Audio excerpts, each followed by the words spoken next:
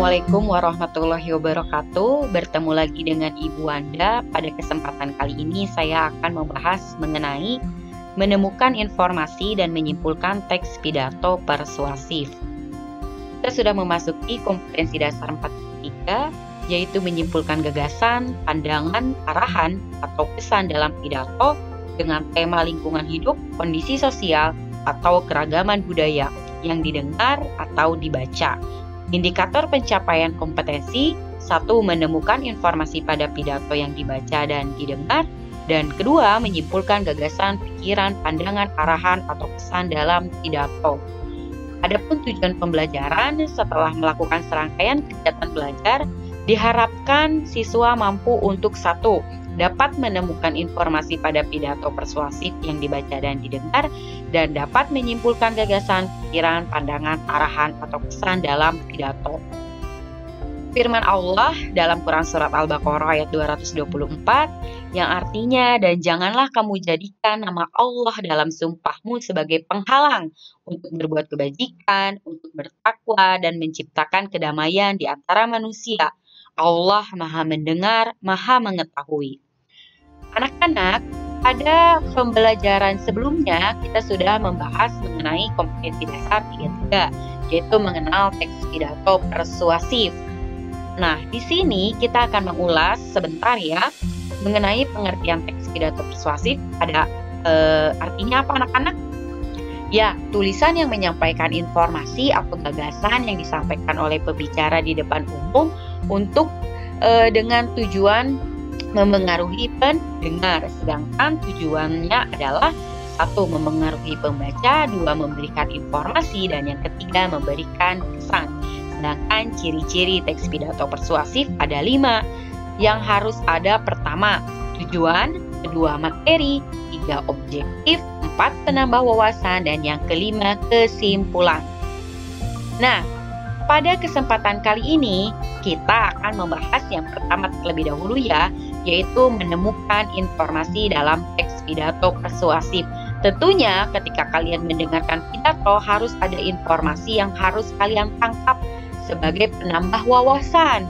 Ya, bagaimana sih cara menemukan informasinya? Di sini ada 3.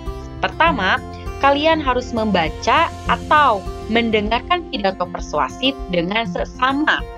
Kedua, kalian harus mencatat informasi penting dalam pidato persuasif yang dibaca dan didengar.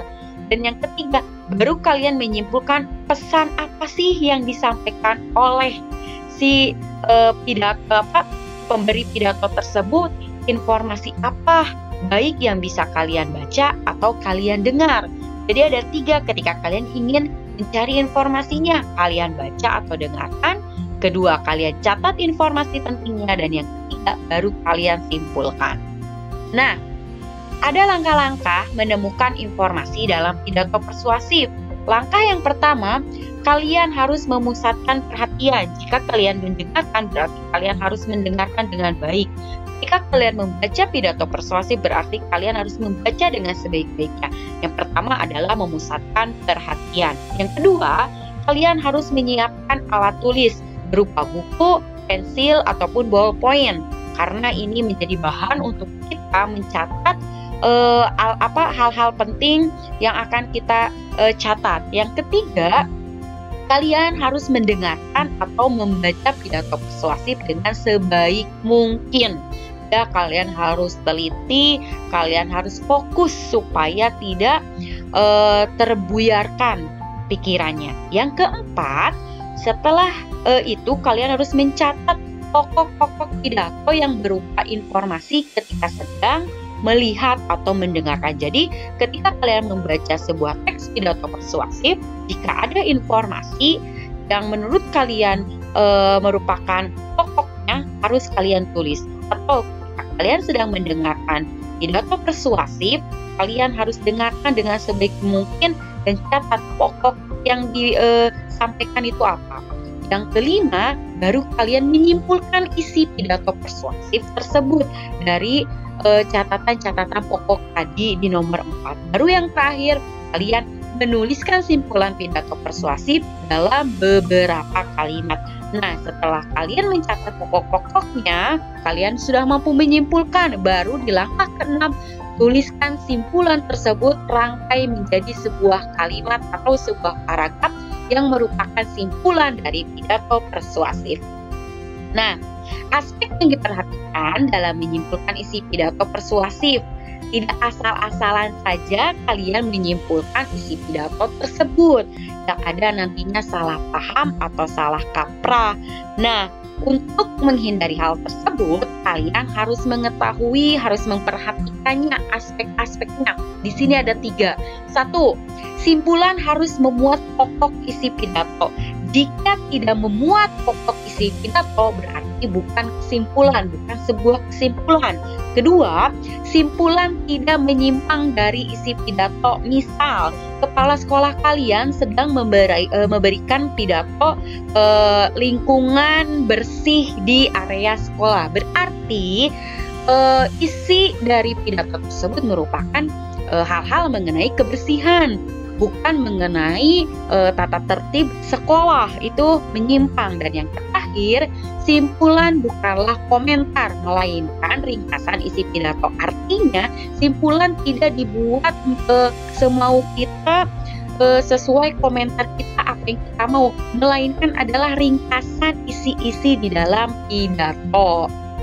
Nah, masuk ke dalam tugasnya atau lembar kerja kompetensi dasar 4.3, Ibu akan memberikan sebuah tayangan pidato persuasif. Kalian akan diminta menyimpulkannya.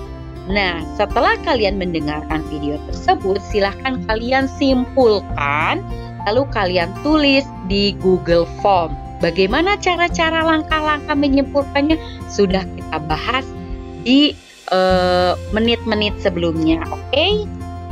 Terima kasih atas semangat belajar kalian, terus semangat ya belajarnya dan tetap jaga kesehatan. Ibu doakan semoga kalian dalam keadaan sehat selalu. Terima kasih. Wabillahi taufiq wal hidayah. Wassalamualaikum warahmatullahi wabarakatuh. Tetap semangat.